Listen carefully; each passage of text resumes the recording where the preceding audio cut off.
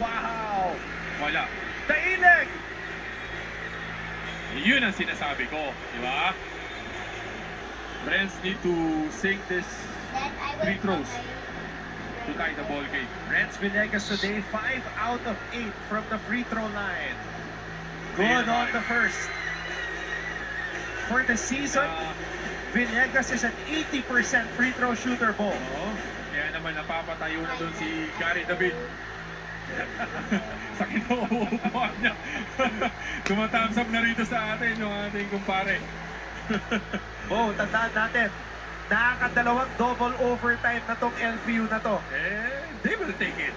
They will take it as long as give them a chance to win. Because they are winless. They will take the overtime game.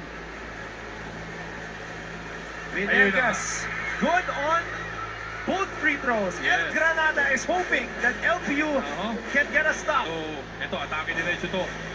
This is for the win. Bola na kay Titing Manalili. Manalili Whoa! puts it up and in!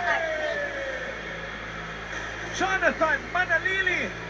Villegas!